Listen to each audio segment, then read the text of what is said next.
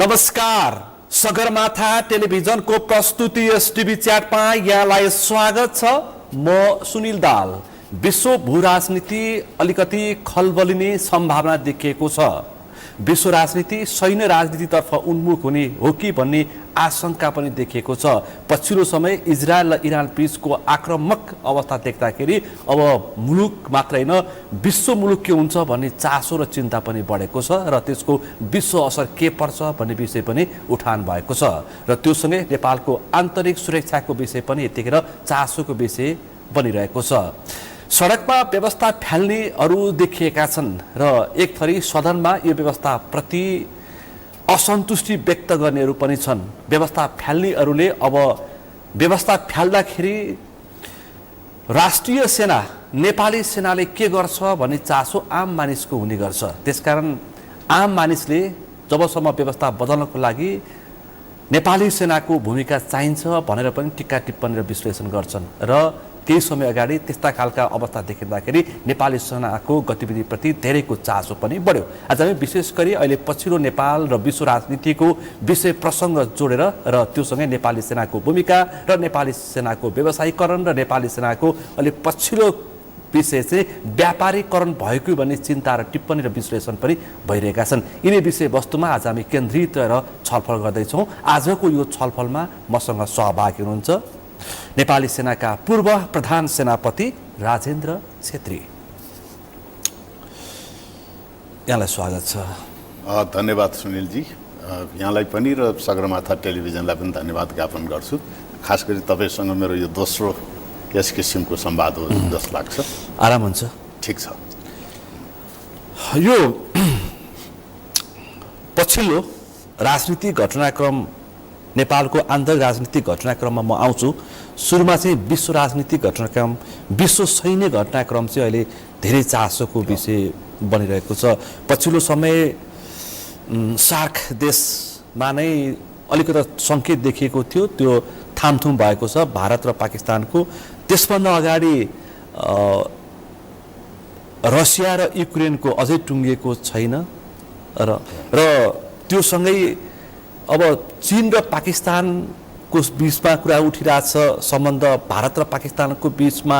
त्योसँगै Ukraine र रसियाको विश्व super power शक्तिहरूको जुन खलबली देखिएको छ त्यो आफ्नो ठाउँमा छ। पछिल्लो समय अहिले जारी इजरायल र इरान बीचको युद्धले अब के होला भन्ने र त्यसको बाछिटा सार्क मुलुकमा नेपाल जस्ता देशलाई कस्तो पर्छ भनेर अहिले जुन खालको सञ्चारको दुनियाँ छ नेपालमा समेत चर्चा भइरहेछ। यसलाई कसरी हेर्न सकिन्छ? म छलफल यहाँबाट प्रारम्भ गर्छु, त्यसपछि खास विषयमा प्रवेश गर्छु। या निश्चय पनि अहिले यो जुन किसिमले यो अन्तर्राष्ट्रिय स्तरमै विभिन्न किसिमको यो द्वन्द्वको वातावरण सिर्जना भएको छ, त्यो सर्वत्र चिन्ता र चासोको विषय भएको छ। अब हाम्रो जस्तो सानो देशलाई पनि यस किसिमको घटनाक्रमले चिन्ता हुनु स्वाभाविक नै हो। अब जहाँसम्म यो मिडल इस्टमा अहिले देखिएको समस्या छ, इजरायल र इरान बीचको चाहिँ नि द्वन्द्व, अब त्यसमा कुनै न कुनै हिसाबले सुपर पावर पनि प्रत्यक्ष परोक्ष जोडिएको देखिन्छ। तर त्योभन्दा पनि उनीहरूले इजरायलले आफ्नो अस्तित्व, सोभरेनिटी अथवा आफ्नो एउटा टेरिटोरियल इन्टिग्रिटी लगायतका कुराको लागि पनि अलिकति प्रिएम्प्टिभ एक्सनहरू लिन खोजेको देखिन्छ। केही न केही सायद सूचनाकै आधारमा होला।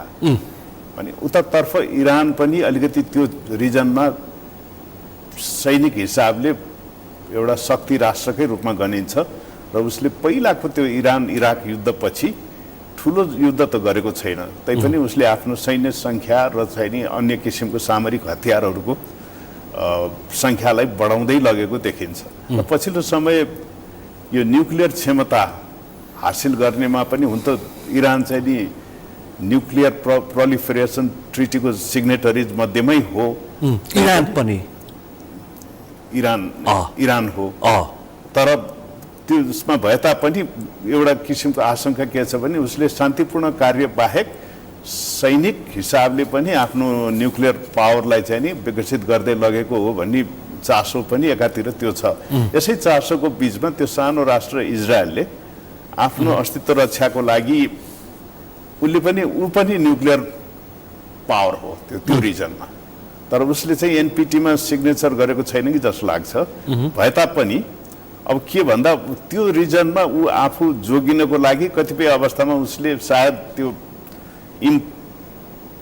यो प्रिएम्प्टिभ एक्सनहरू लिएर आफ्नो सुरक्षा स्थापित गर्न खोजेको देखिन्छ। त्यसमा अदृश्य हिसाबले सायद संयुक्त राज्य अमेरिकाको पनि केही न केही उसलाई ब्याकअप हुनुपर्छ। यो पनि इजरायल र इरानको युद्ध भए पनि त्यसभन्दा अगाडि इजरायल र प्यालेस्टाइन बिचको अझै जारी छ। नटुङ्गिँदाखेरि फेरि इरानसँगको मध्यपूर्वको तनाव त्यसमा के र यसरी पावर सेन्टरहरूको नै लडाइँ हो यो। त्यसमा अब त्यो हमास र हिजबुल्ला दुईटा सेक्टरमा चाहिँ इजरायलले लडिराखेको थियो विगत केही वर्षदेखि अथवा लामो समयदेखि। अब त्यो दुईटै फोर्सलाई इरानले सपोर्ट गरिराखेको छ। त्यो खुल्ला कुरा हो, त्यो सबैलाई विश्व जगजाहेर नै भएको विषय हो। त्यो जगजाहेरै छ भने अहिलेको फेज इजरायलले हमास र हिजबुल्लासँग जुन द्वन्द्व भए पनि अदृश्य रूपले इरानसँग लडेको किसिमको जुन भान हुन्छ, भविष्यमा त्यसले अझ ठुलो रूप लिन्छ कि भन्ने आशंकाका साथ इरान चाहिँ प्रिएम्प्टिभ एक्सनमा गएको हो कि भन्ने मलाई चाहिँ त्यो लाग्छ। मेरो प्रश्नको आशय चाहिँ यी सार्क देश पाकिस्तान र भारत बीचको एक किसिमको द्वन्द्व देखियो, त्यसमा पनि शक्तिशाली देशहरूकै पृष्ठभूमि हो कि अथवा त्यो खालको पनि टिप्पणी भयो। अब रसिया र युक्रेन बीचको वारमा पनि ब्याकफोर्स त्यत्रो अमेरिकन युरोपियन शक्तिहरू र फेरि रसियाको ब्याकफोर्स चाइना भन्ने देखियो। अब इजरायल र प्यालेस्टाइनमा पनि त्यस्तै खालको देखियो।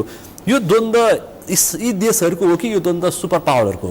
अब हाम्रो साउथ एसियामा भएको द्वन्द्व त बेसिकली त्यही दुईटा देश बिचकै हो। अब त्यो पार्टिसन पछि भनौँ न, पार्टिसन पछिदेखि नै सुरु भएको र त्यहाँ चाहिँ नि नसुल्झिएको मुद्दा जुन काश्मीर विवाद, तपाईँ आफैले पनि बुझेको मान्छे यो विषयमा, काश्मीर विवाद र त्यही बेलादेखि नै 47-48देखि नै संयुक्त राष्ट्रको उपस्थिति पनि त्यहाँ छ। त्यो विवादित भएको र अनि त्यसपछि त्यसलाई पछि सिमिला ट्रिटीले अलिकति फर्दर डिफाइन गरेको परिस्थितिमा त्यो समस्या समाधान नभएको र त्यहाँको दुवैतर्फका सरकारहरूले चाहिँ नि त्यो इस्युलाई एउटा चाहिँ नि आफ्नो प्रतिष्ठाको इस्युको रूपमा लिएर बेला बखतमा चाहिँ नि विभिन्न किसिमको झडप भइराखेका देखिन्छ। अनि पछि एकतर्फमा इस्ट पाकिस्तान बङ्गलादेशमा परिणत हुनु, त्यसपछि कारगिल लगायतका यी सबै त्यही नै सिलसिला हो। र पछिल्लो समय जुन टेरोरिजमलाई छिमेकी देशले बढावा गर्यो, टेरोरिजमको माध्यमबाट आफूलाई दुःख दियो भन्ने किसिमले त्यो एउटा बहानामा हाम्रो छिमेकी राष्ट्र भारतले केही कडा कदम चालेको त्यो स्पष्ट छ। त्यसमा झन् यो पहलगामको जो घटनापछि त स्पष्ट देखियो कि त्यसमा चाहिँ नियत्था नागरिक, जसमा हाम्रो नेपाली पनि एकजना पर्नुभयो, एकजना नेपाली पर्नुभयो, त्यसरी मारेपछि त्योभन्दा अगाडि पनि एक फेरा इन्डियाले चाहिँ नि केही वर्ष अगाडि यस किसिमको एक्सन लिएको थियो। यसपालि चाहिँ उसले अलिक कडा तरिकाले जाँदाखेरि दुवै किसिमको भनौँ न, यता इन्डस नदी चाहिँ नि रोक्ने किसिमको चाहिँ नि एउटा कारबाही प्लस सैनिक कारबाही गरेर उसलाई निष्क्रिय पार्ने हिसाबले केही सीमित टार्गेटहरूमा preemptive air strike, missile attack, drone attack गरेको चाहिँ नि पाइन्छ भने उसले पनि त्यही किसिमको डिफेन्सिभ जवाफी कारबाही गरेको देखिन्छ। अब यसमा चाहिँ दुईटै देशको एक किसिमको चाहिँ नि प्रतिष्ठाको लडाइँ हो। अब जसमा डेफिनेटली त्यसमा चाहिँ नि पाकिस्तानले चाहिँ नि चाइनिज सपोर्ट लिएको भन्ने कुरा सबै सर्वविदितै छ भने इन्डियाले पनि आफ्नो क्षमता, सैनिक क्षमता, हवाई सेनाको क्षमता बढाउनलाई फ्रेन्च एयरफोर्स, फ्रेन्च एयरक्राफ्टहरू, त्यस्तै रसियामा बनेका चाहिँ अत्याधुनिक एयरक्राफ्टहरू प्रयोग गरेको देखिन्छ भने त्यो बाहेक ड्रोनका हतियारहरू, ड्रोनहरू लगायत अरू अन्य इलेक्ट्रोनिक वारफेयरका हतियारहरू चाहिँ नि इजरायली सपोर्टमा पनि लिएको देखिन्छ भने चर्चा चाहिँ के भयो भन्दाखेरि यो पाकिस्तान र भारतको आन्तरिक द्वन्द्व भए पनि शक्तिशाली राष्ट्रले आफूले बनाएका नयाँ हतियारहरूको परीक्षण गर्यो भन्ने पनि चर्चा भयो। परीक्षण चाहिँ नि उनीहरूलाई स्वतः आयो, प्रयोग चाहिँ नि यी दुई राष्ट्रले गरे। त्यसको त्यो प्रयोग गर्दाखेरिको एक किसिमले परीक्षण देखियो। तर यसमा चाहिँ ठुला मुलुकले ब्याक गरेर ओके गो हेड भनेर लडाइँ लड भनेर चाहिँ उक्साएको भन्दा पनि आपसी दुई देशको बीचको सम्बन्धको बाट विकसित परिस्थिति हो भन्ने मलाई त्यो चाहिँ लाग्छ। भारत र पाकिस्तानको त एउटा घटना र त्यस उपर उठेको जवाफी कारबाही युक्रेन र उसको पनि अब रसियाको केही वर्षदेखि त्यो चलिराखेको छ। अब रसियाले चाहिँ नि आफूलाई कन्टेन गर्न अलिकति नेटो अथवा चाहिँ नि पश्चिमी राष्ट्रहरू सक्रिय भएको जस्तो ठानेर र युक्रेन चाहिँ नि अलिकति नेटोतर्फ अथवा युरोपियन युनियनतिर ढल्केको आवाजको आधारमा उसले पनि आफ्नो आफ्नो हिसाबले चाहिँ नि आफ्नो सीमा क्षेत्रको सुरक्षा अपनायो भन्ने खालको अलिकति त्यो किसिमको कारबाही गरे जस्तो देखिन्छ। तर त्यहाँ पनि के भन्दा पश्चिमी ब्याकअप एउटा देशलाई छ, Soviet Union not Soviet Union Russia र केही उसको चाहिँ नि सहयोगी राष्ट्रहरू। मस्को आफै नै बलियो छ, मस्कोले आफ्ना पुराना हतियार नै प्रयोग गर्यो भन्ने खालको पनि विश्लेषण भयो। त्योभन्दा नितान्त अलिकति फरक चाहिँ नि यता अहिलेको चाहिँ इजरायल इरानको चाहिँ नि यो ताजा घटना तपाईँ हामी गफ गर्दा गर्दै पनि पनि होला। तर त्यसमा चाहिँ त्यही अब दुईटा इजरायललाई अलरेडी त्यो हमास र हिजबुल्लाहको जुन थ्रेट थियो त्यो दुईटा तत्त्वलाई चाहिँ नि इरानले सपोर्ट गरिराखेको अवस्थामा अब त्यो एस्केलेट हुँदै बढ्दै गएको खण्डमा आफ्नो अस्तित्व नै खतरामा पर्छ भनेर अलिकति इजरायलले चाहिँ नि सुरुमै केही सैनिक कारबाही गरेर उसले छनौट गरेको टार्गेटहरू सैनिक टार्गेट, न्युक्लियर प्लान्ट्सहरू, त्योसँग सम्बन्धित टार्गेटहरूलाई टार्गेट गरेको देखिन्छ। सैन्य शक्तिको हिसाबमा दुई राष्ट्रबिच को बलियो देखिन्छ तपाईँको आफ्नो अनुभवले? अब बलियो त भोलिको दिनमा अन्तिम लडाइँ भने गुत्थम गुत्था त्यो जमिनी लडाइँ हो, तर त्यो दुईटा देश एकअर्का बीच सीमा जोडिएको छैन। अहिले चाहिँ त त्यो हाइटेक एयर पावर कसको बढी छ भन्ने र त्यो स्ट्राटेजिक मिसाइल सिस्टम, त्यसको लागि एयर डिफेन्स सिस्टम कसको बलियो छ भन्ने हिसाबले हो। अब अत्याधुनिक हिसाबले चाहिँ नि अलिकति अमेरिकन प्रविधि युज गरेको हिसाबले इजरायल पनि बलियो नै छ। अब इरानले पनि रसियन, चाइनिज र आफ्नै इन्डिजिनस प्रडक्टहरू युज गरिराखेको अवस्था छ। न्युमेरिकल हिसाबले इरान पनि कम त छैन होला जस्तो देखिन्छ भने अब त्यो दुईटाको लडाइँ अब त्यो चाहिँ नि अब हाम्रो हिसाबले हेर्दा यो दुर्भाग्यपूर्ण हो। किन भन्दा इजरायलमा यति भन्ने मलाई सङ्ख्या थाहा भएन, हजारौंको संख्यामा नेपालीहरू त्यहाँ चाहिँ नि कृषिको लागि विशेष गरी भन्नु कृषि केयर गिभर विभिन्न चाहिँ नि यो रोजगारीमा छन्, त्यहाँ ठुलो मात्रामा नेपालीहरू त्यहाँ छन्। अब पहिलाकै उसमा पनि हमासले बन्दक बनाएकोमा एउटा नेपाली अझै पनि त्यहाँ बन्दक हुनुहुन्छ, विपिन जोशी अझै पनि उहाँको चाहिँ त्यत्रो नेपाली भएको ठाउँमा हाम्रो नेपालीको सुरक्षाको लागि पनि यो अहिले भइरहेको द्वन्द्व चाहिँ अलिकति ज्यादै नै चिन्ताजनक, अलिक खतरापूर्ण नै देखिन्छ। तपाईँ र मैले गफ गर्दा चाहिँ हाम्रो सोधेको थिएँ, इजरायल स्थित नेपाली राजदूतलाई सोधेको थिएँ र त्यहाँ एकजना मोरङका महानगरपालिकाका मेयर नागेन्द्र कोइराला पनि त्यहाँ फस्नु भएको छ। इजरायल भ्रमणको क्रममा उही हुनुहुन्छ, हामी बङ्करभित्र सुरक्षित अवस्थामा छौँ तर बाहिरको अवस्था के छ थाहा छैन भनेर उहाँले भन्नुभएको छ। भनेपछि त्यही हो, अब यो हाम्रो हिसाबले हेर्दा चाहिँ हाम्रो नेपालीको पनि जीवधनको सुरक्षाको कुरा आयो भने, तर यो यदि बढ्दै गयो भने यसले चाहिँ विश्वयुद्ध नै निम्त्याउँछ कि भन्ने सम्मको खतरा चाहिँ नि देखिएको छ। किन भन्दा यसमा ध्रुवीकरण देखियो, यता इजरायललाई चाहिँ नि अमेरिका लगायतका उसका केही शक्ति राष्ट्रले ब्याक गर्ने, उतातिर इरानलाई चाहिँ फेरि रसिया, चाइना र अन्य इस्लामिक मुलुकहरूले चाहिँ नि मद्दत गर्ने भएपछि त स्पष्ट ध्रुवीकरण देखियो नि त। अब यदि यो बेलैमा नरोकिएमा यो त बढ्दै गयो भने त यसले विश्वयुद्ध निम्त्याउने खतरा पनि बढ्छ। अनि यसलाई चाहिँ नि अब शक्ति राष्ट्रहरूले अथवा संयुक्त राष्ट्र सङ्घीय सुरक्षा परिषदले बेलैमा चाहिँ यसलाई इन्टरभेन गरेर रोक्नु चाहिँ आवश्यक देखिन्छ। हाम्रो इन्ट्रेस्ट हामीले मैले बताएँ, हाम्रो जस्तो सानो देशलाई, किनकि मध्यपूर्वमा त धेरै नेपालीहरू कामको सिलसिला बसिरहेका सबै देशमा, लेबननमा पनि छन्, केही मात्रामा सिरियामा पनि होला, इरानमा के छन् मलाई त्यही जानकारी भएन, इराकमा छन् होइन, त्यो रिजनमा त गल्फ कन्ट्रिजमा पुरै लाखौँ लाखको संख्यामा लाखौँ नेपालीहरू अनि हाम्रो छन्। नेपालीहरूको पनि भविष्यको कुरा हो, सुरक्षाको कुरा हो। त्यो बाहेक विश्वयुद्ध नै भयो भने त संसारै यसको मारबाट पर्छ। हामी यो हिमाली सानो देश भनेर हुन्न, भोलि न्युक्लियर किसिमको चाहिँ नि हतियारहरू प्रयोग भयो भने त्यसको पनि असर हुने भयो भने त्यस्ता घातक हतियारको प्रयोग भयो भने त नेपाल पनि अछुतो रहन सक्दैन। रहँदैन भने यो लडाइँको कारणले हुने आर्थिक जुन सङ्कट पनि सँगसँगै आइलाग्छ, त्यसको असर त नेपाललाई पनि परिहाल्छ। भने यस्तो किसिमको लडाइँ, यस्तो किसिमको त्यो ठुलो स्केलको, लार्ज स्केलको द्वन्द्व चाहिँ निश्चय पनि यो छिट्टोपुट्टो घटनाले चाहिँ भोलि विश्वयुद्धकै रूप लिएला कि भन्ने त्यो चिन्ता व्यक्त गर्नुभयो तपाईँले, त्यो खालको सम्भावना छ? अब त्यो कस्तो भन्दा यो ध्रुवीकरण बढ्दै गयो र त्यो जुन किसिमले यो दुईटा देशबीचको चाहिँ नि यो एयर पावरहरू अथवा चाहिँ नि मिसाइल सिस्टमहरूको प्रयोग जुन मात्रामा भइराखेको छ, त्यो बढ्दै गएको खण्डमा त केही न केही यसले चाहिँ नि यसको असर त पनि को दायरा पनि बढ्दै जान्छ।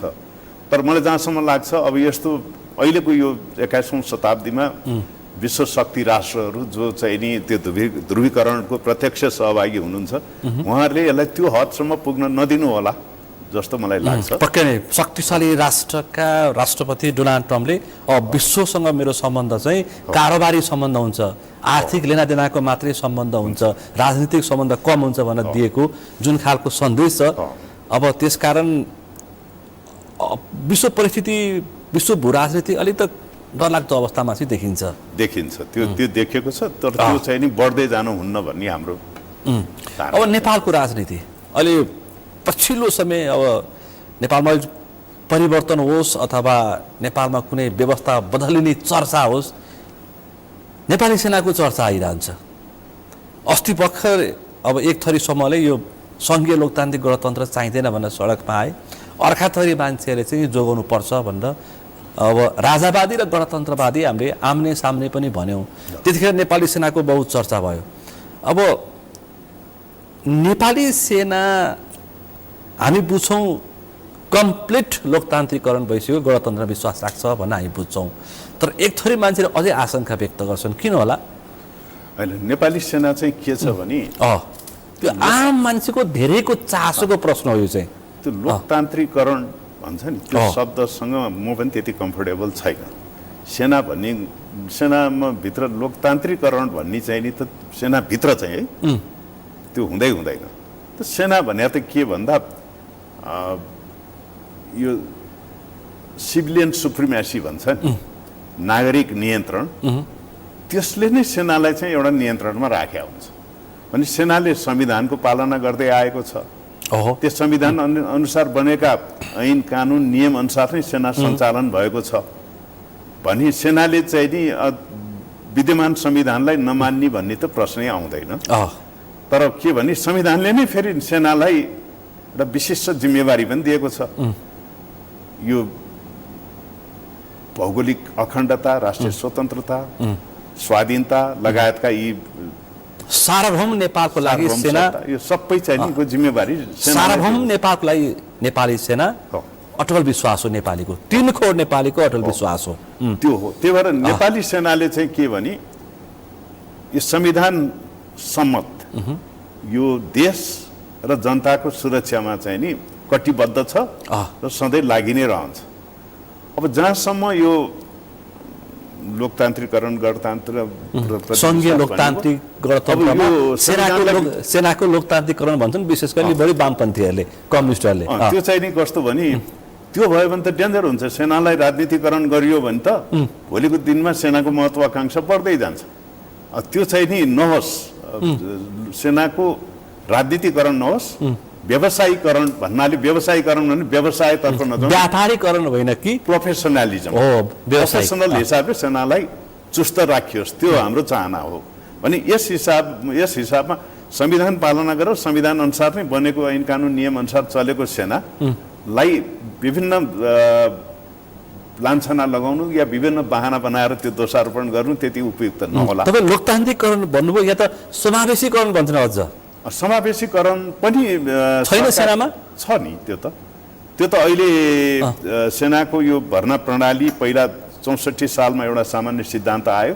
त्यो बेलादेखि नै समावेशीकरणको सिद्धान्त अनुसार नै सेनाको भर्ना प्रक्रियाहरू सुचारू छ र पछि 2069 सालमा बनेको सैनिक नियमावली, सैनिक ऐन अनुसार बनेको नियमावलीमा पनि त्यो व्यवस्था कायमै छ। तर सेना जस्तो संस्थामा मेरो व्यक्तिगत धारणा, यो सेनाको धारणा होइन, त्यस्तो किसिमको समावेशिकता पनि सायद उपयुक्त नहोला। यो भागबण्डा भनौँ न, यति पर्सेन्ट यो, यति पर्सेन्ट यो होइन कि सेना भने त चुस्त फुर्तिलो तगडा हुनु पर्यो। जो तगडा छ, जो फुर्तिलो छ, जसको मानसिक शारीरिक क्षमता उत्कृष्ट छ, त्यस्तो मान्छे सेनामा भयो भने नै भोलिको दिनमा मैदानमा एकदम विषम परिस्थितिमा, विषम स्ट्रेसफुल सिचुएसनमा पनि उसले लडाइँ लड्न, शारीरिक र मानसिक हिसाबले चुस्त भएर लडाइँ लड्न सक्ने भयो। अब भागबण्डाको हिसाबले त्यो समावेशीकरण गर्दा भोलि उदाहरणको लागि अहिले सबै देखिया छ, कोही राम्रो मान्छे 80% पनि नआउला, त्यो समावेशिताको हिसाबले 40% वाला पनि उत्तीर्ण होला। विभिन्न संवैधानिक नियुक्तिहरूमा त्यो देखिरहेछ। त्यो देखिया क्षमताको हिसाबले तिनी त बराबर हुँदैन। अब भोलि भनौँ न, अब जस्तै पहिला हाम्रो एउटा चिफ साहबले भनिबक्सिन्थ्यो हिमाल चढ्नुमा शेर्पा मात्रै जान्छन् भनेर, के शेर्पाकरण भयो भन्ने त भनेर कटवाल चिफ साहबले भनिबक्सिन्थ्यो। एक्ज्याक्टली हो। कटवाल के अरे शेर्पाहरू त्यसमा चुस्त निपुण छ भने त्यहाँ समावेशिता लागू हुन्छ र हिमाल चढ्न जो सक्षम छ त्यही नै जान्छ, जसले क्षमता राख्छ, जसले त्यसको शारीरिक बनावट पनि कुरा हुन्छ। सेना भने पनि अब मैदानमा गएर शारीरिक मानसिक सबै हिसाबले चाहिँ चुस्त भएर लड्नुपर्ने ठाउँमा त्यो मेरिट बेसमै चाहिँ हुनुपर्छ जस्तो लाग्छ। चाहे त्यो मेरिटमा चाहिँ नि जुनसुकै समुदाय आओस्, जुनसुकै ऊ आओस्, अब यो खालि त्यो यस हिसाबले गर्दाखेरि त अलिकति सेनाको क्षमतामा ह्रास आउँछ कि जस्तो लाग्छ। हो, इन्टेलेक्चुअल हिसाबले केही लिखित दिएर उत्कृष्ट गर्नेहरू त आउलान्, तर समष्टिगत हिसाबले शारीरिक, मानसिक र हरेक हिसाबले, मनोवैज्ञानिक हिसाबले चुस्त व्यक्ति छनौट चाहिँ सायद नहोला। तर त्यो भने मतलब चाहिँ नि सेनाले पालना नगरेको होइन, त्यो मेरो व्यक्तिगत धारणा मैले उ गरेँ। प्रश्न किन सोधेँ भन्दाखेरि तपाईँहरूको त पुस्तौँदेखि नेपाली सेनामा तपाईँहरूको लगभग तपाईँको बुबाको पुस्ता पनि नेपाली सेनामा, एक किसिमको ठुलो योगदान छ नेपाली सेनाप्रति क्षेत्रीय परिवारको, तपाईँको परिवारको। मैले भन्न खोजेँ धेरै थाहा छ तपाईँलाई नेपाली सेनाको आन्तरिक व्यवस्थापनदेखि, आन्तरिक शक्तिदेखि नेपाली सेनाको क्षमतासम्म। कहिलेकाहीँ मान्छेले के भन्छ भन्दा नेपाली सेना अहिले हामीले विश्व बदलिँदो सैन्य अवस्थाको कुरा उठायौँ, यस्तो अवस्थामा नेपाली सेनाले के नि गर्न सक्छ र हैन भन्ने खालका तर्क गर्नेहरू पनि छन्। र यही बिचमा मैले प्रश्न किन उठान गरेँ भन्दाखेरि अहिले यो नेपाल प्रहरीको समायोजनको जुन हामी 7 प्रदेश र संहिताको मा गएका छौँ, यो दोस्रो कार्यकालको हामी प्र्याक्टिस गरिरहेका छौँ।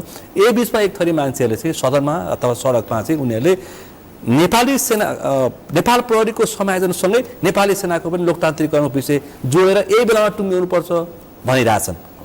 यो भित्रभित्र यो छलफल भइरहेछ भन्ने मान्छेलाई म सोध्न चाहन्छु, लोकतान्त्रिकरण भन्नाले के भन्न खोज्नु भएको हो भनेर म सोध्न चाहन्छु कि सेनाको लोकतान्त्रिकरण भनेको के खोजेको? के खोजेको लोकतान्त्रिकरण भन्नाले यो चाहिँ सेनाले संविधान मानेको छ। साहबको प्रतिप्रश्न सेनाले संविधान मानेको छ, संविधान अनुसार बनेको चाहिँ नि सम्पूर्ण ऐन कानुन अनुसार सेना सञ्चालन भइराखेको छ, सेनाको परिचालन पनि त्यही संविधान अनुसार नै हुन्छ भनी अब सेनाको ओभरसाइट यो पार्लियामेन्टले गरिराखेको छ भने सेनाको चाहिँ नि यो दैनिक यो चाहिँ नि यो किसिमको कामकाजहरू पनि रक्षा मन्त्रालय मार्फत हुन्छ र हरेक हिसाबले सेनाको कुनै पनि निर्णय गर्दा चाहिँ नि राष्ट्रिय सुरक्षा परिषदको सिफारिस अनिवार्य छ।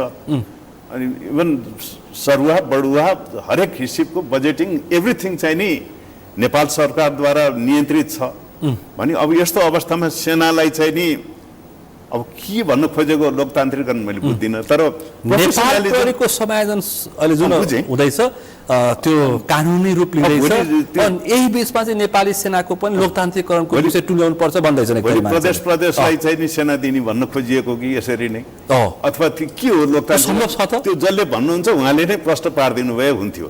त्यो सम्भव छ त? त्यसो गर्नुहुन्छ? सम्भवै कुनै हालतले नेपाल जस्तो सानो देशमा यो केन्द्रमा एउटा सेना या प्रहरी अथवा चाहिँ नि प्रदेशमा छुट्टा हो ल इन्फोर्सिङको लागि अलिअलि केही त्यस्तो जिम्मेवारीको हिसाबले आवश्यकता पर्ला, तर डुप्लिकेसन अफ एफर्टको हिसाबले हाम्रो जस्तो सानो देशलाई अहिले त संहितामा यसरी त्यो जनप्रतिनिधिहरू धेरै भयो भनेर चाहिँ नि हाम्रो त्यत्रो आम आलोचना भइरहेछ बजेटको भाग बढी भने ठेक्न सक्दैन अब भनिरहेछ त्यही उसमा त्यो डुप्लिकेसन अफ एफर्ट यहाँ पनि त्यहाँ पनि त्यो उसको काममा उसले हस्तक्षेप उसको काममा उसले हस्तक्षेप अब अहिले नै सशस्त्र र नेपाल प्रहरीको त काम जिम्मेवारीमा ओभरल्याप भयो भनिन्छ भनी प्रदेश भएपछि त्यही कारणले संगठनमा असन्तुष्टि समेत देखिन्छन् बेला मौकामा संहितालाई कार्यान्वयन गर्नको लागि त्यो आवश्यकता देखाइएको होला तर हाम्रो जस्तो सानो देशमा सुरक्षा फौजहरू चाहिँ नि सेन्ट्रलाइजै हुनुपर्छ कि भन्ने चाहिँ मलाई त्यो लाग्छ यहाँनिर एउटा प्रति प्रश्न गरेँ तपाईँको विचारमा तपाईँ एउटा पोख्त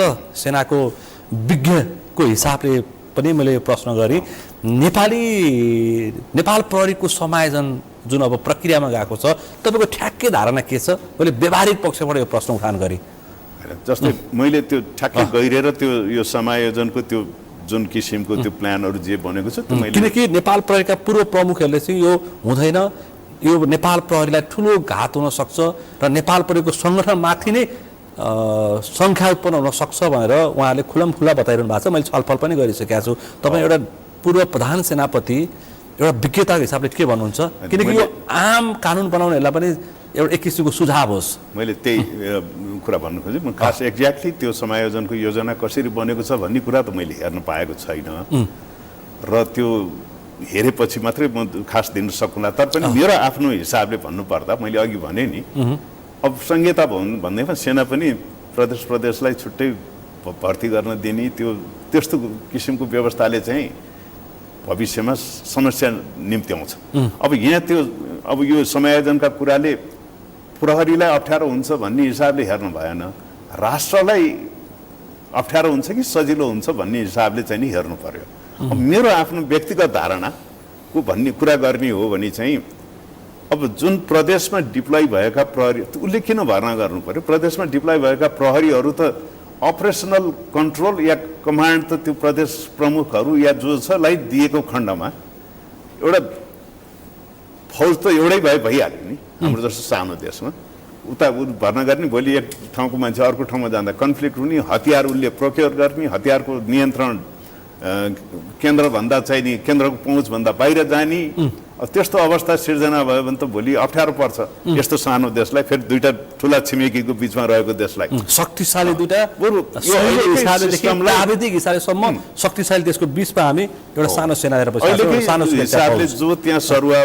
नियुक्ति हुन्छन् त्यो तिनीहरू त जस्तै अहिले पनि त जिल्ला यो प्रदेश सुरक्षा संयन्त्र त छ नि त्यसमा चाहिँ नि सेना प्रहरी सबै सशस्त्र राष्ट्रिय अनुसन्धान विभाग सबै आउँछन् र त्यहाँ भएको उसलाई परिचालन गर्ने एउटा मेकानिजम राम्रोसँग डेभलप गरिदिने हो भने त त्यो प्रदेशलाई फेरि छुट्टै राष्ट्रलाई भार पर्ने गरी यो प्रोक्योरमेन्ट प्रहरी सशस्त्र राष्ट्रिय अनुसन्धान छुट्टै भर्ना गरेर राख्नु पर्दैन कि जस्तो लाग्छ मलाई व्यक्तिगत सुझाव व्यक्तिगत धारणा सुरक्षामा चाहिँ यसरी अपरेसनल विभाजन ल्याउनु भएन प्रदेशको आधारमा अपरेसनल कन्ट्रोल अथवा अपरेसनल कमान्ड चाहिँ नि प्रदेशमा दिएर अब त्यसलाई त्यसको चाहिँ नि बन्दोबस्ती या चाहिँ नि रिक्रुटमेन्ट लगायतका चाहिँ नि प्रोक्योरमेन्ट हतियारहरू सुसज्जित गर्ने कुराहरू चाहिँ सेन्ट्रलाइजै भयो भने राम्रो हुन्छ कि जस्तो लाग्छ मलाई चाहिँ त्यो अहिले जुन विकेन्द्रीकरणको कुरा गरिरहेको छ त्यो चाहिँ राष्ट्रिय सुरक्षाको हिसाबले र हतियार व्यवस्थापनको हिसाबले पनि व्यवहारिक नहुन सक्छ विकेन्द्रीकरण भनेर उसैले भर्ना गर्ने उसैले हतियार प्रोक्योर गर्ने उसैले त्यो परिचालन गर्ने भन्ने कुरा परिचालनसम्म हो भोलि त्यहाँको आन्तरिक हिसाबले त्यो विपदमा चाहिँ परिचालन गर्नु पर्ला या चाहिँ नि ल इन्फोर्सिङ रिलेटेड काममा परिचालन गर्नु पर्ला त्यो जिम्मा त प्रदेशलाई दिए भइहाल्यो नि तर त्यसको चाहिँ नि एउटा सेन्ट्रलाइज कन्ट्रोलको सिस्टम भइदियो भने भोलिको दिनमा त्यो कन्फ्लिक्ट अफ इन्ट्रेस्ट अथवा चाहिँ नि यो फौज बीचमा स्वार्थको द्वन्द्व नहोला यसले कहाँ पुर्याउँछ यदि यो गरियो भने हामीलाई कहाँ पुर्याउँछ त्यो राष्ट्रिय सुरक्षाको हिसाबले त झन् त्यो स्थितिमा चाहिँ नि झन् अप्ठ्यारो आउँछ कि राष्ट्रिय सुरक्षामा किनभने त्यो हतियारको नियन्त्रण नहुने भयो अब त्यस्तै किसिमको त्यो प्रदेशहरूलाई चाहिँ नि आत्मनिर्णयको अधिकारहरू पनि हुन गयो भने झन् डिसेन्ट्रलाइज हुनु एकीकरण भएको राष्ट्र विखण्डीकरण हुने सम्भावना चाहिँ बढ्न सक्छ होला यो सामान्य विषय होइन यो सामान्य विषय यो चिन्ताको विषय त्यसलाई सेन्ट्रल्ली एउटा त्यसलाई कसरी त्यो डिसेन्ट्रलाइज गर्ने भन्ने मेकानिजम जुन अहिले कायमै छ। अहिले प्रदेश प्रहरी प्रमुख अहिले पनि प्रदेश प्रहरी प्रमुख साथै प्रदेशमा तीकै मुख्यमन्त्री या तीकै चाहिँ प्रशासनप्रति उत्तरदायी छँदैछन्। छन्। परिचालन गर्दा उनले नै परिचालन गर्छन्। तर त्यसमा केही नपुग किसिमको जिम्मेवारी छ भने त्यसलाई चाहिँ नि मात्रै सुधार गरिदियो भने पनि पुग्ने हो। तर अहिले सरकारले जुन किसिमले त्यो मैले नहेरिकन भने समायोजनको कुरा ल्याएको छ। आफैले नै के छ भन्ने आफैले नै प्रहरी भर्ती केन्द्र भर्ती गर्नेदेखि लिएर उस्तै पर्ने हात हतियारसम्म किन्न पाउने खालको क्षेत्र अधिकार राख्न खोजिएको छ। संहिता नै अब अलिकति ठ्याक्कै म ठेट भाषामै बोल्छु, आई मे बी अलिकति यसमा ब्लन्ट भाषा प्रयोग गर्यो भनिहाल्ला। संहिता नै घाँडो भयो भन्ने एक किसिमको आवाज उठिरहेको बेला छ। म झन् यी संहितालाई सुदृढ गर्ने हिसाबले यस किसिमले त्यो गर्दै जाँदा आर्थिक भार चाहिँ बढ्दै गर्ने भयो, उपलब्धिमा चाहिँ नि अलिकति खासै उपलब्धि नदेखिने सम्भावना हुन्छ। अहिले भइरहेकै सिस्टममा पनि कमजोरी के छ त? अब प्रदेशलाई त्यहाँको चाहिँ नि सुरक्षा संयन्त्र सञ्चालन गर्न त्यो सुरक्षा समितिलाई जुन जिम्मा दिएको छ त्यस अनुसार परिचालन गर्न बाधा के परेको छ त? हो त्यो मात्रै फुकाइदियो भने त पुग्ला नि त। मलाई लागेको कुरा चाहिँ अहिले जुन व्यवस्थाको अहिले चर्चा सुनेको छ नि, यो व्यवस्था बदलिने चर्चा सुरु भइसकेपछि सेनासँग एक थरी मान्छेले चासो राख्छन्। अहिले तपाईँले भन्नु सक्नुभयो नेपाल प्रहरी नेपाली सेना अथवा जति सुरक्षा निकायहरू छन् 72 को संविधान अन्तर्गत चलिरहेछन्, तलमाथि गर्दैन। सही हो। त्यो अनुसार गरेन भने त त्यो 72 को संविधानभन्दा तलमाथि 1 इन्च पनि गर्दैनन्। संविधान सम्मत नै परिचालन यी सैनिक अड्डाले गर्न सक्दैनन्, गर्दैन पनि। गर्दैन तर गर्छ भन्छ नि यहाँ। ल उदाहरण केही छ? अब राज संस्थामा तलमाथि अथवा राज संस्था बलियो हुँदै गयो अथवा विशेष गरी हाम्रो छिमेकी शक्ति राष्ट्रका सेनाहरूले चाहिँ त्यो खालको सुझाव दियो भने नेपाली सेनाले चाहिँ राज संस्था सनातन हिन्दू राज्यसहितको राज संस्थामा साथ दिन्छ अथवा पूर्व राजालाई साथ दिन्छ भन्ने अस्ति जुन घटनाक्रम चैतको 15-16 गते जुन देखियो त्यतिखेर व्यापक चर्चा भयो। त्यो हुन सक्छ? अब के भने त्यो बेलामा अलिकति एउटा जुन प्रक्रिया नपुगिकनै पनि राजालाई निलम्बन गरियो कुनै बेला। त्यसपछि राज संस्था जस्तो एउटा स्थायी संस्थालाई एबोलिस गर्ने बेलामा पनि सेनाले त जनताको चाहना अनुसार नै त्यो बेलामा साथ दिए। अब त्यस्तो किसिमको धारणा हुँदो त त्यही बेला सेनामा चाहिँ विद्रोह हुन सक्थ्यो होला। तर अहिले यो पछिको जुन कुरा छ नि, अब छिमेकीले चाह्यो भने सेनाले त्यता लाग्छ या चाहिँ नि सडकको भन्ने भन्दा पनि सेना संविधान सम्मत भने मैले, तर सेनाले पनि लक्ष्मण रेखा त कोरेकै हुन्छ। संविधानले दिएको जिम्मेवारी अथवा राष्ट्रको अस्तित्व, राष्ट्रिय सुरक्षा, राष्ट्रको अस्तित्व नै नासिने अवस्था आयो भने नेपाली हामी रहँला कहाँमा? नेपालै नरहने स्थिति आयो भने त सेनाले त्यो लक्ष्मण रेखा त पार गर्नुपर्ने हुन्छ। राष्ट्र देशको लागि, राष्ट्र जोगाउनको लागि, नेपालीको सुरक्षाको लागि, राष्ट्र जोगाउनको लागि एउटा त्यो आवश्यक पर्यो। जनता भने प्रोटेक्सन अफ सिभिलियन पनि अर्को महत्त्वपूर्ण पार्ट हो कि। अनि यो आन्तरिक हिसाबले जनताको सुरक्षा पनि गर्ने अन्तिम शक्ति नेपाली सेनै हो। अब नेपाली सेनाले चाहन्छ भने है ल म एउटा चाहिँ नि यहाँ यो खुला मान्छेलाई धेरै आशंका छ। भनौँ न अहिलेको यति बेलाको विद्यमान परिस्थितिमा नेपाली सेनाको प्रधान सेनापतिले आह्वान गरेको खण्डमा ल भूपुहरूलाई मात्रै परिचालन गर्छु भनेर आह्वान गरे पनि 8-10 लाख मान्छे चाहिँ नि सडकमा आउन सक्ने अवस्था छ। नेपाली सेनाको प्रधान सेनापति अहिलेको अवस्थामा चाहेको खण्डमा मैले जोडी चरम निराशा छ। र अर्को विषय पनि जोडी मैले के भन्दा छन् मान्छे भन्दाखेरि यो जुन विशेष गरी कङ्ग्रेस एमाले माओवादीका शीर्ष नेताहरूप्रति मानिसलाई इरिटेसन भएको छ, इरिटेट भएको छ भन्छन्। भने पनि रहेछ सडकमा त्यो आक्रोश पोखी पनि रहेछ। यतिखेर चाहिँ एउटा बरु बलियो शक्तिशाली राष्ट्रवादी बरु तानाशाली कि नहोस्, बरु सेनाले एकचोटि मुलुकलाई लिँदैदेखि कम्तीमा हाम्रै पालामा यो मुलुक बन्थ्यो कि भन्ने इच्छा राख्ने पनि ठुलो सङ्ख्यामा नेपाली छन्। तर मैले अघि त्यो सेना प्रमुखले त्यसो गरेमा त्यो किसिमको वातावरण सिर्जना त हुन सक्छ। तर सेनाले चाहिँ नि के त भन्दा त्यो लक्ष्मण रेखा पार भयो भने नि त्यो जाने हो, नत्र पनि संविधान सम्मत सबै चिज चलिरहेछ भने सेनाले हस्तक्षेप गर्नु भनेको एक किसिमले कु गर्नु बराबर हो। अनि सेना त्यस्तोतर्फ चाहिँ आकर्षित हुँदैन, विगतमा भयो न चाहिँ नि अहिलेसम्म भएको छ, भविष्यले पनि सायद त्यस्तो किसिमको अप्रिय अवस्था नआओस्। एउटा संविधान अनुसार नै देश सञ्चालन भइराखेको अवस्थामा अब सेनाले चाहिँ नि अब त्यो बेलामा पनि अब कतिको मान्छेले अब चाँडो बिर्सिन्छन् नेपालीहरूले। अब तत्कालीन राजालाई पनि त उक्साकै हो नि त, होइन? उहाँले आफै आफ्नो मन लागेर ल भनेर सत्ता कब्जा गरे त होइन, यो त अति भइसक्यो, ल अब केही गर्नु पर्यो भन्ने हिसाबले नै भएको हो। तर पछि त फेरि जनताले साथ दिएनन्। त्यस्तो अवस्थामा त उहाँलाई नै अप्ठ्यारो स्थिति आइलाग्यो नि, उचाल्ने एक थरी, तर पछि साथ नदिएपछि फेरि अर्को फरक भयो। तर सेनाले चाहिँ त्यसरी उत्तेजित भएर छिमेकीले चाहँदैमा या चाहिँ नि कसैले चाहँदैमा आन्तरिक शक्ति पार्टी विशेषले चाहँदैमा चाहिँ नि त्यो गर्दैन। भोलि जनता नै सडकमा उत्र्यो भने सेनाले चाहिँ फेरि जनता विरुद्ध त कसरी गोली चलाउला, अन्यथा चाहिँ नि ढुङ्गा हान्ने सेनालाई गोलीले जवाफ दिने त सेना नहोला। भोलिको दिनमा राष्ट्रलाई नै खतरा पर्ने अवस्था आयो भने चाहिँ यस, त्यो अवस्थामा चाहिँ नि सेना सशक्त ढङ्गले चाहिँ नि मैदानमा उत्रिन्छ। हुन त अस्तिको बेला पनि कर्फ्युमा सेना उत्रियो, त्यो दिन अब कर्फ्यू लागेपछि सेना परिचालन हुने त्यो मेकानिजम नै छ। तर सेनाको त एक राउन्ड गोली पनि फायर भएन नि। सेना त्यो दिन नउत्रेको भए परिस्थिति केसम्म हुन सक्थ्यो भन्ने पनि आकलन गरौँ। अहिले एक थरी सेनै चाहन्न भन्ने मान्छेहरूलाई पनि यो उत्तर हो है मेरो। एक थरी भन्दाखेरि चाहिँ सेनाको संख्या घटाउनु पर्छ भनेर संसदमा बोल्नेलाई पनि तपाईँको सँगै जवाब हो। यो सेनाको उपस्थिति मात्रैले पनि परिस्थितिलाई निस्तेज पार्न ठुलो बल पुग्यो। अब विगतमा पनि त त्यो सेनाको उपस्थिति नभइदिएको भए त्यो द्वन्द्वकालीन समयमै पनि त्यो द्वन्द्वरत पक्षको एन्ड स्टेट त यो थिएन नि त। द्वन्द्वरत जुन माओवादी पक्षहरू थिए, लडाकुहरू, उनीहरूको चाहिँ नि अन्तिम विकल्प त अर्कै थियो नि त, साम्यवाद थियो। तर सेनाले उनीहरूलाई एउटा राजनीतिक सहमतिमा आउन बाध्य पारिदियो। भने अहिले पनि के त भन्दा यो परिस्थिति यदि जनताले नै चाहेनन् र जनताले नै फाल्यो भने फेरि सेना चाहिँ नि त्यस्तो अवस्थामा के गर्ला भन्ने मान्छेको चाहना हो।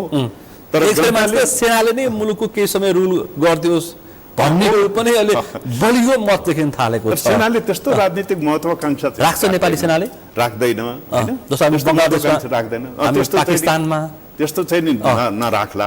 तर पनि मैले अघि भने नि त, यो राष्ट्रै नरहने अवस्था, राष्ट्रको स्वाधीनतै खत्तम हुने अवस्था, राष्ट्र विखण्डन हुने अवस्था आयो भने चाहिँ सेना सशक्त ढङ्गले मैदानमा चाहिँ उत्रिन्छ, चुप्लाएर बस्दैन। तर पोलिटिकल प्रोसेसलाई चाहिँ उनले सधैँ बढावा दिन्छ। अहिले पछिल्लो समय अर्को के चर्चा भएको छ भन्दाखेरि तत्कालीन माओवादी द्वन्द्वको समयमा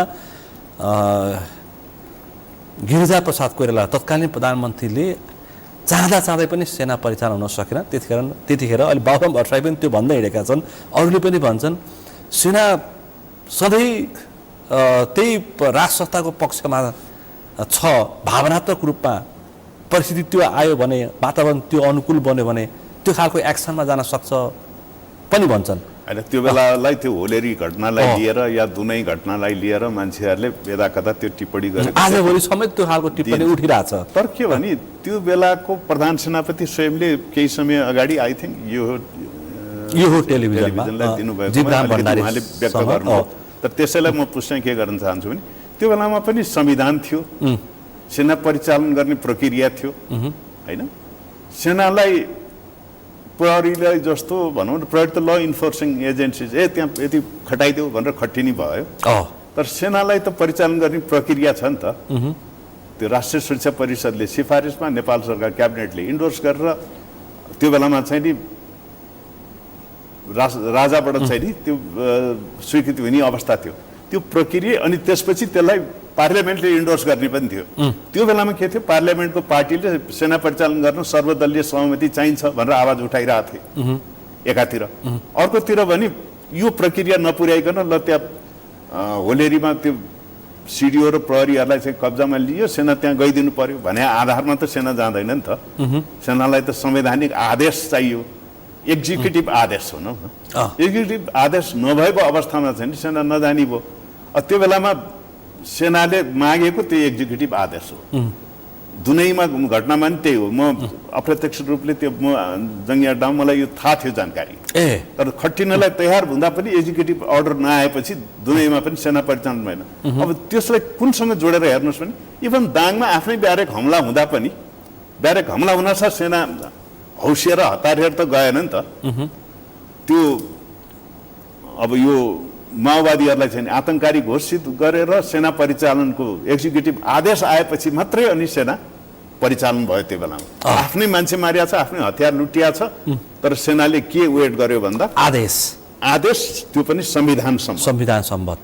अनि भविष्यमा पनि यो आन्तरिक जे पर्छ संविधान भन्दा विपरीत चाहिँ नि सेना सकभर मुभ हुँदैन। अब संविधानै खारेज भयो र निकम्मा भयो भने त्यो चाहिँ नि अर्कै कुरा हो। त्यस्तो अवस्थामा पनि देशलाई अप्ठ्यारोमा पार्न, जनतालाई अप्ठ्यारोमा पार्न सेना परिचालन हुने होइन कि सेनाले आफ्नो अन्तिम उत्तरदायित्व वहन गर्ने हो। अन्तिम उत्तरदायित्व वहन र अन्तिम शक्तिको हिसाबले देश जोगाउने जिम्मा सेनाको भएको हुन्छ। यो प्रश्न मैले फेरि गरेँ, बरु तानाशाह होस् पर एउटा देशभक्त राष्ट्रवादी को एउटा खाँचो छ, त्यसमा बरु नेपाली सेनाकोले नै नेतृत्व गरोस् केही समयलाई यो मुलुकमा, जुन खालको चरम निराशा देखेको छ।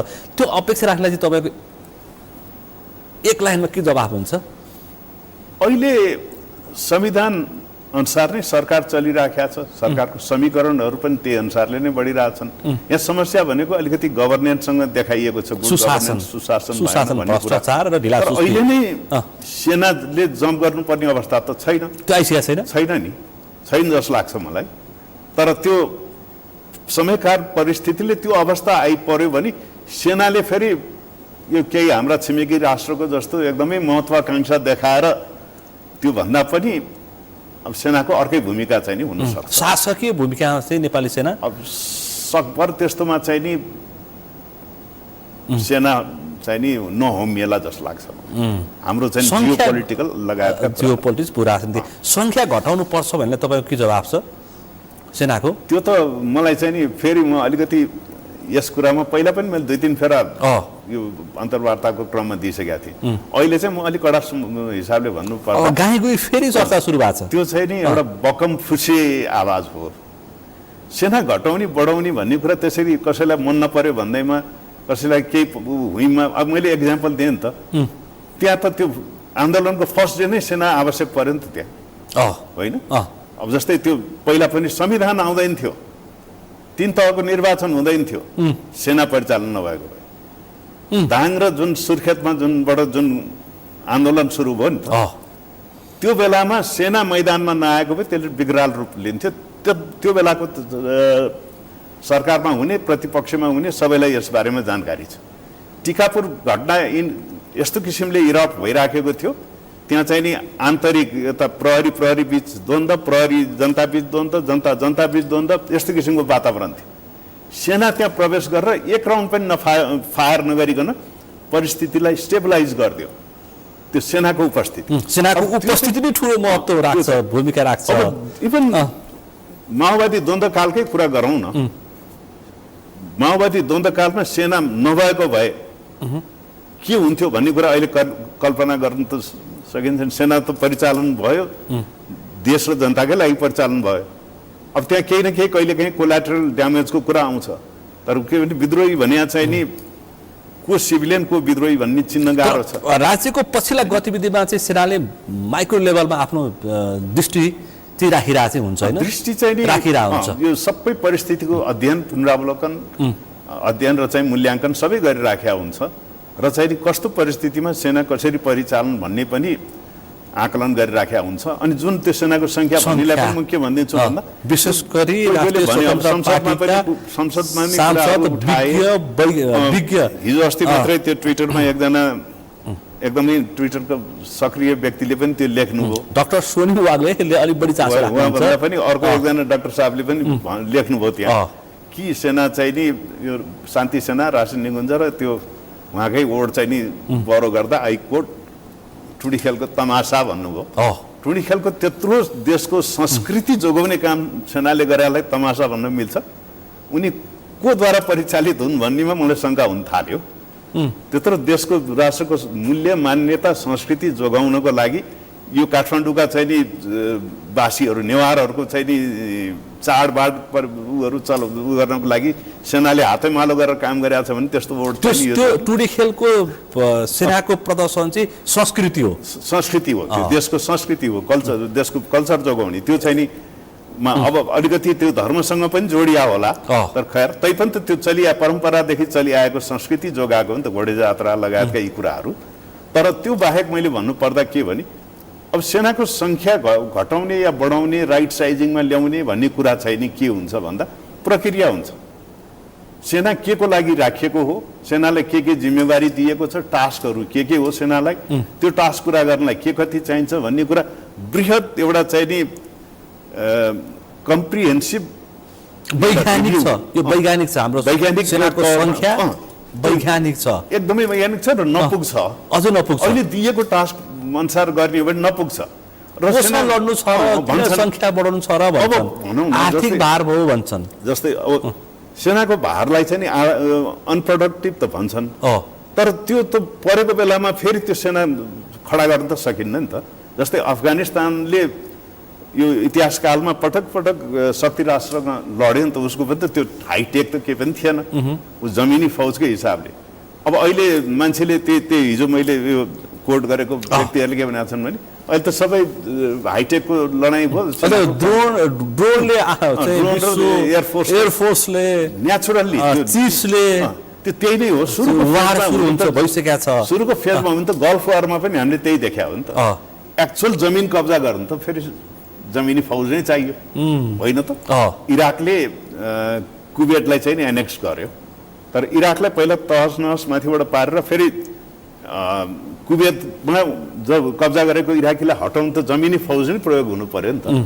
अथवा चाहिँ नि कुवेतको टेरिटोरियल इन्टिग्रिटी कायम गर्न त जमिनमा फौज चाहियो नि, मैदानमा चाहियो। त्यो हावाको फौजले त त्यो रोक्न सक्दैन, त्यो त त्यो एउटा कम्ब्याट सपोर्ट एलिमेन्ट्स हो त्यो।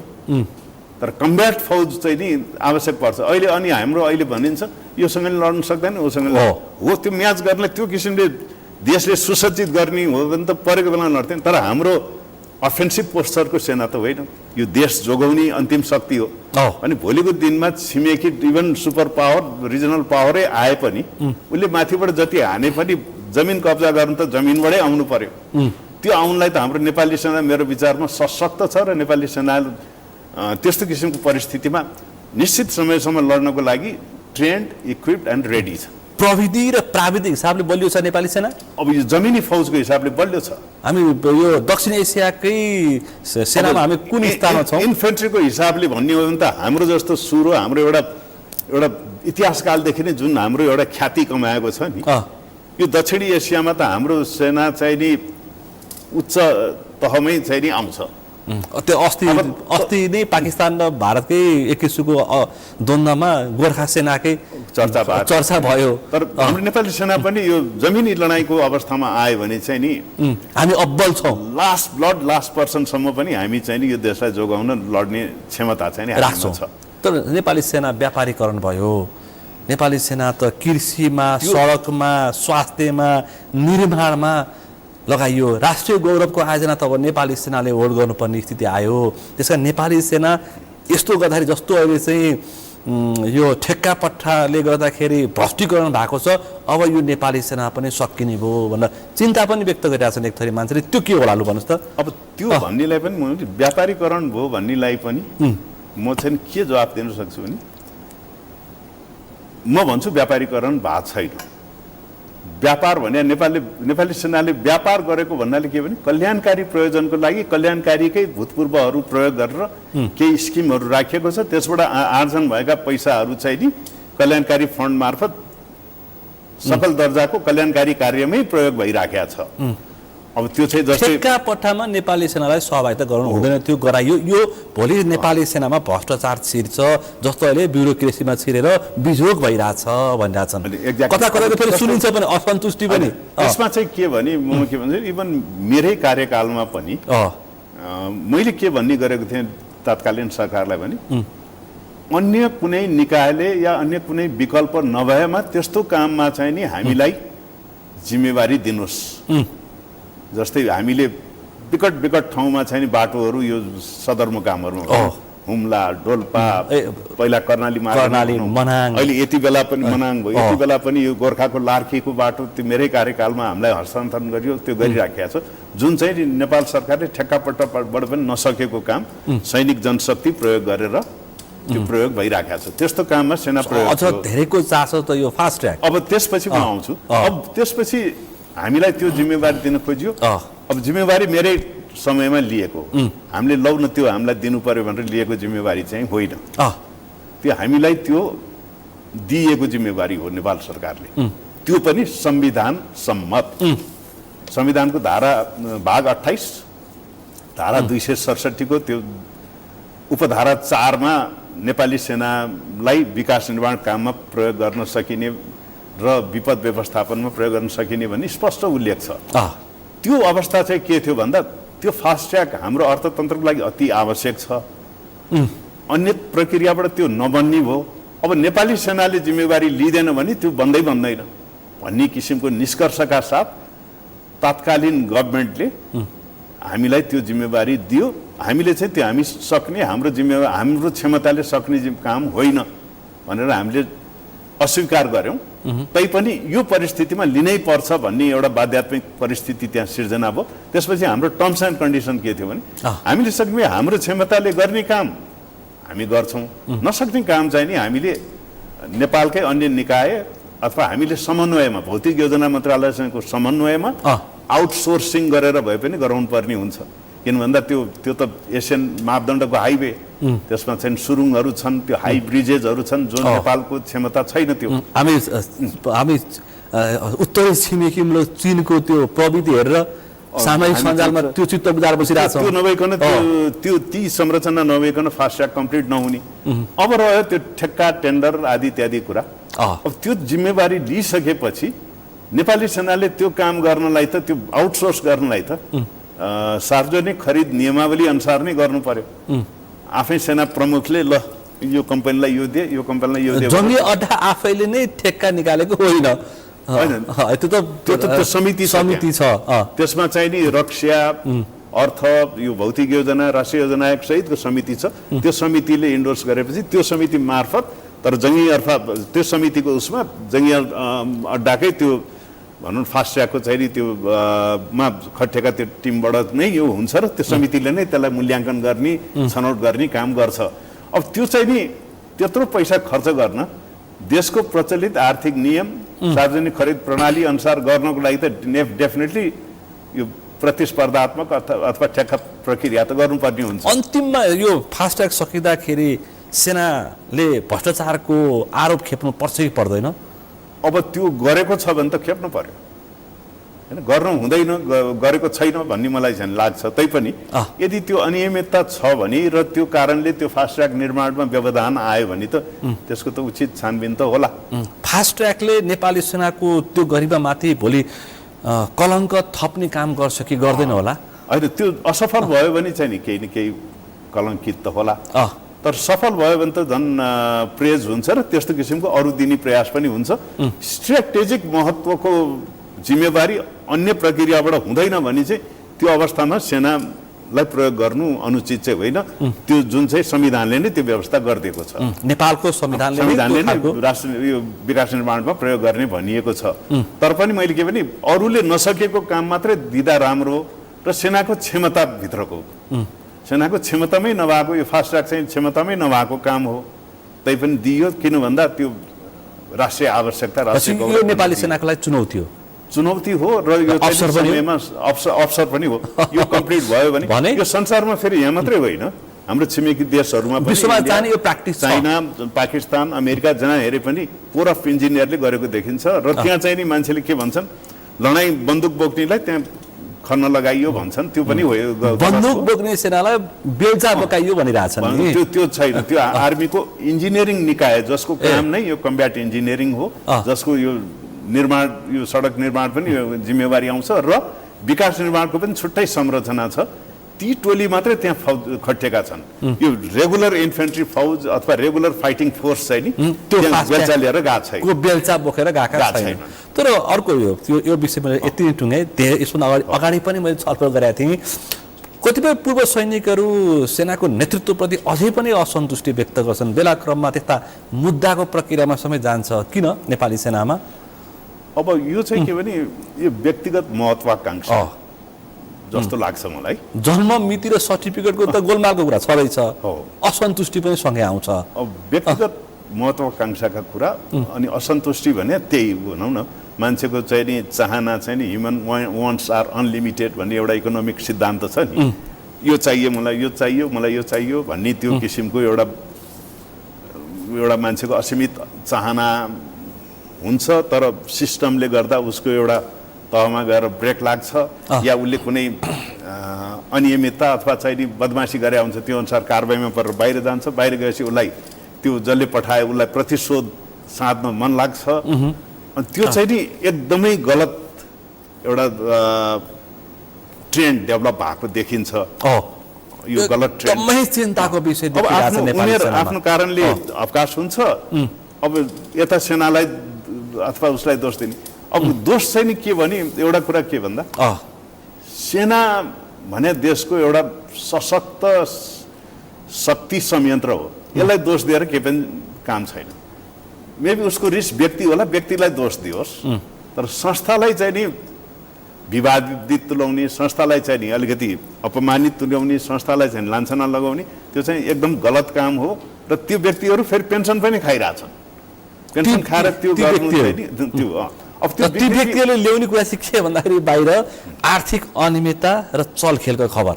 ती व्यक्तिले अनि अर्को भर्ना र पदोन्नति शान्ति सेनामा भनसुन्न दबाव र सर्टिफिकेट र जन्ममितिको कैफियत चाहिँ यी कुरा चाहिँ बारम्बार किन सेनाबाट बाहिरिन्छ यो चाहिँ नि के भने अब यसमा पनि स्पष्ट अब शान्ति सेनाको त मान्छे व्यक्तिलाई थाहा हुन्छ कि म कहिले पर्छु भन्ने त्यो सिस्टमै त्यसरी डेभलप भएको हुन्छ तर पनि त्यो सिस्टम मिचेर हुन खोज्नेहरूले चाहिँ नि निकाल्ने आवाज हो त्यो सिस्टम अनुसार नै उनीहरू आफ्नो ज्येष्ठता योग्यताको आधारमा परिराखेकै हुन्छन् र त्यसमा चाहिँ नि एउटै के त भन्दा पहिला 6 महिनामा जान्थ्यो 6 महिनामा रोटेसन हुन्थ्यो अहिले युएनले नै वर्ष दिनमा गर्ने भन्दा सङ्ख्या घट्यो तर हामीले जुन अहिले त हामी लार्जेस्ट ट्रुप कन्ट्रिब्युटिङ कन्ट्री छौँ त्यसमा हाम्रो त गइराखेकै छ धेरै टाइममा नै झन्डै 2200-2500 जति एक्स्ट्रा फौज हामीले डिप्लोय गऱ्यौँ त्यो भने मतलब नेपाली सेनालाई विश्वास गरेर नै उनीहरूले डिप्लोय गराएको हो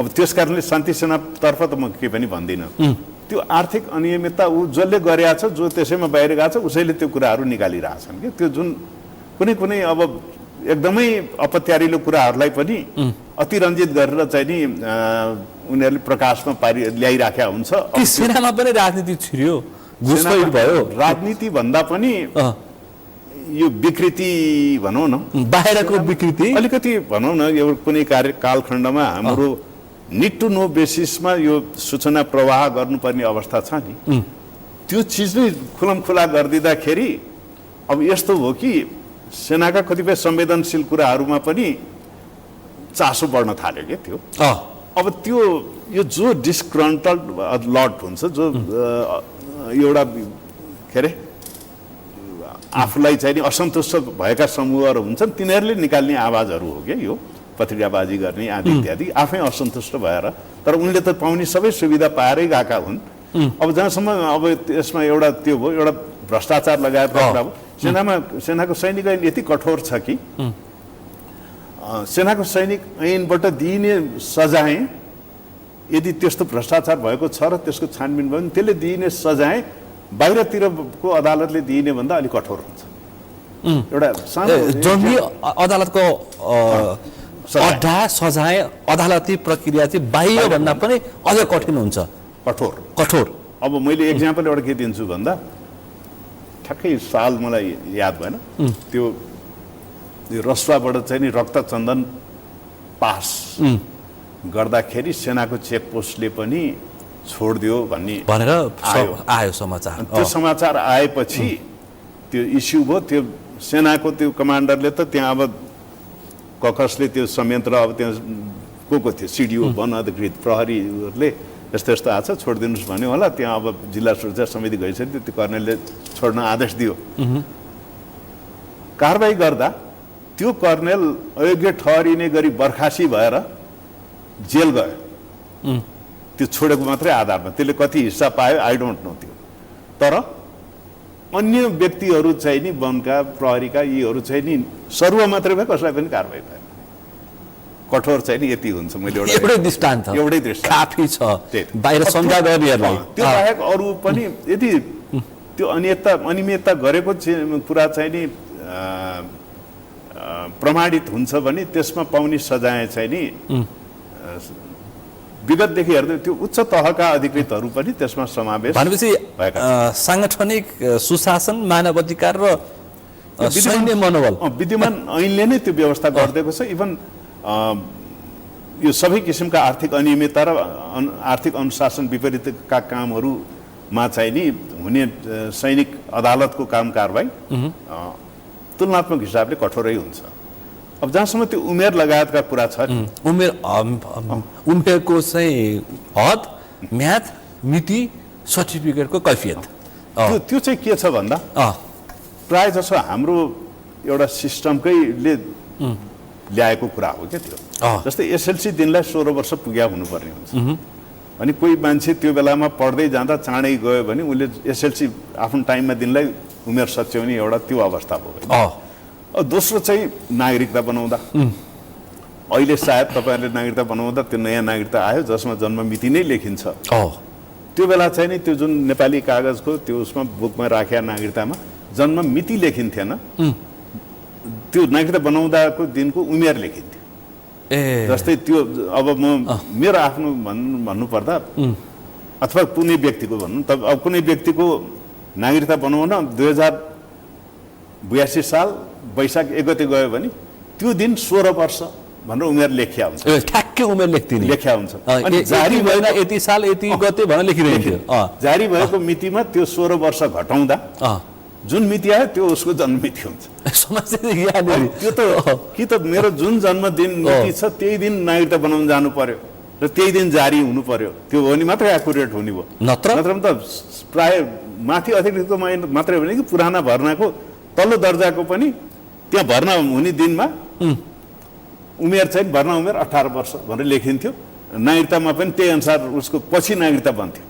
गाउँघरमा नागरिकता त्यति बनाउने चलन हुन्थेन पछि आएर जहाँ जहाँ पोस्टिङ भयो त्यहाँ नागरिकता बनाउँदा त्यही भर्ना मितिको आधारमा नागरिकता बन्थ्यो अनि त्यो तालमेल कहिले पनि हुन्थेन ठ्याक्कै समस्या चाहिँ यो सर्टिफिकेट र उसको बिचमा नागरिकतामा उमेर फरक देखिने समस्या चाहिँ यो तर यसलाई चाहिँ फेरि 2069 को सैनिक नियमावलीले स्पष्ट पारिदिएको छ यो नागरिकता र यो सर्टिफिकेटमा उमेर फरक पर्न गएमा कुनलाई कायम गर्ने भन्ने कुरा चाहिँ नि नियमावलीले नै तोकिदिएको छ त्यसैको आधारमा चाहिँ फेरि त्यो प्रमोसन बढुवा जागिर अवकाश आदि चाहिँ कायम हुन्छ बढुवा पनि कैफियत हुँदैन नेपालमा जुन अनुसार पहिला घर जानी हुन्छ या जुन जेठो छ त्यो उमेरलाई चाहिँ नि कायम गरिन्छ कि अब कोहीले चाहिँ नि नागरिकतामा उमेर सच्याएर पछिको ल्याए पनि मेरो त नागरिकतामा यो छ यो सर्टिफिकेटमा यो छ म अझ 2 वर्ष जागिर खान पाउनु पर्ने भन्न आउँछ भने त्यो मिलेन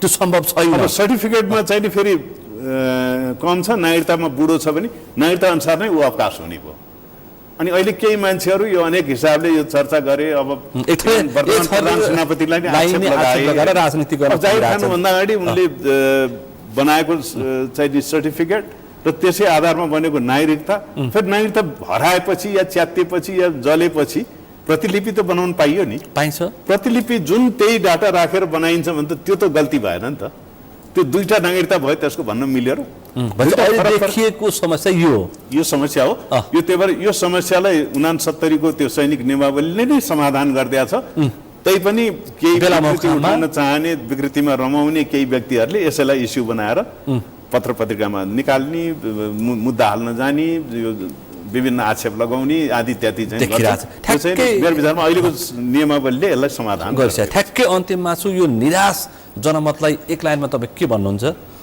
निराश जनमतलाई चाहिँ म सेनाको हिसाबले भन्छु यो कोही व्यक्ति विशेषले भने जस्तो सेना कमजोर छैन नेपाली सेना नेपालभित्र पनि अत्यन्त भरपर्दो र विश्वसनीय संस्था हो। देश बाहिर पनि राष्ट्रसङ्घीय शान्ति सेनामा होस्, नेपाली सेना चाहिँ most credible and reliable troop कन्ट्रिब्युटर्समा चाहिँ नेपाल पर्दछ। त्यस कारणले नि यति बेला हामी सबभन्दा हाइएस्ट ट्रुप कन्ट्रिब्युटिङ कन्ट्रिजमा महिला सहभागिताको हिसाबले पनि हामी टप कन्ट्रिब्युटरको हिसाबले चाहिँ नि कायम छौँ। त्यो नेपालीको अनुहार हेरेर दिएको होइन कि हाम्रो क्षमता हेरेरै दिएको हो। र नेपाली सेनाले इतिहासकालदेखि नै यो राष्ट्रलाई जोगाउन पर्दा एकदम शक्ति राष्ट्रका चाहिँ नि त्यो बेलाका पावरफुल सेनाहरूलाई पनि परास्त गरेको दृष्टान्तहरू थुप्रै छ भने भविष्यमा पनि यो राष्ट्रलाई जनतालाई सङ्कट आएमा यो सेनाले सशक्त ढङ्गले यो देश र तपाईँ नेपाली जनताहरूको सुरक्षा गर्न सधैँ कटिबद्ध रहन्छ। तर त्यो वातावरण भनौँ न त्यसमा अब यो देखिएका समस्या, यो संविधानमा देखिएका समस्या, यो धर्मले उब्जाएका प्रश्नहरू, धर्मको कुरामा नि मैले त्यो बेलामा नि बहालमै हुँदा पनि भनिदिएको थिएँ कि धर्मको कारणले भविष्यमा केही अस्थिरता आउन सक्छ भनेर। अब त्यो चाहिँ व्यवहारमा देखिराखिया छ। अब यस्ता कुराहरूलाई चाहिँ नि समाधान गर्दै गएको खण्डमा अब 10 वर्ष भइसक्यो संविधान, यसले स्थायित्व स्थिरता दिन सक्दैन भन्ने देखिसकेका छ।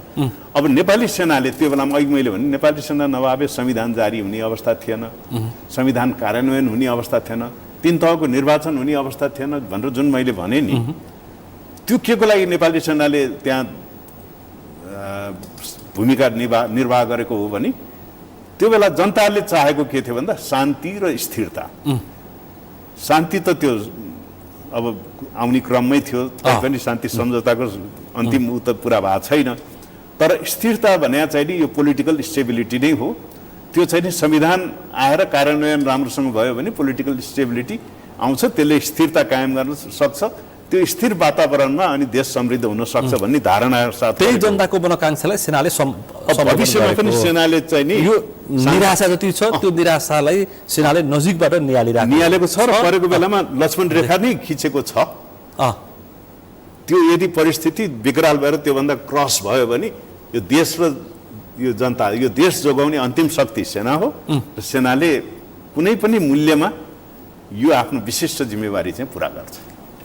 यो समय र यो संवादलाई विशेष रूपमा आभार व्यक्त गर्न चाहन्छु। धन्यवाद सुनिलजी, मेरो तर्फबाट पनि तपाईँ र तपाईँ लगायत सगरमाथा टेलिभिजन च्यानललाई यो मलाई केही भावना, केही कुराहरू व्यक्त गर्न दिनुभएको म धन्यवाद दिन चाहन्छु। र फेरि म भन्छु यो कतिपय कुरा यहाँ नीतिगत र राष्ट्रिय स्तरका कुराहरू भए, यो मेरो राजेन्द्र छेत्रीको व्यक्तिगत धारणा हो। अहिलेको वर्तमान सेनाको धारणासँग यो नमिल्न पनि सक्छ। त्यसरी बुझ्दिनु पर्यो। पक्कै पनि। आज हामीले विशेष गरी अहिले जुन खालको भू राजनीति, भू परिस्थिति देखिएको छ नेपालको आन्तरिक राजनीतिमा, अलिकति आशंका र केही त्रास देखिएको छ। यस्तो बेलामा नेपाली सेनाको चासो, चिन्ता, भूमिका र नेपाली सेनाप्रतिको विश्वास र आस्थामा आज हामीले केन्द्रित रहेर छलफल गऱ्यौँ। आजको यो छलफलमा मसँग सहभागी हुनुहुन्थ्यो नेपाली सेनाका पूर्व प्रधान सेनापति राजेन्द्र छेत्री। आजको विषय प्रसङ्ग यति नै। भोलि अर्को विषय प्रसङ्गका साथ एसटिभी च्याटोनी बाचा गर्दै म सुनिल दाहाल पनि बिदा चाहन्छु। सगरमाथा टेलिभिजन हेर्दै गर्नुहोला। नमस्कार।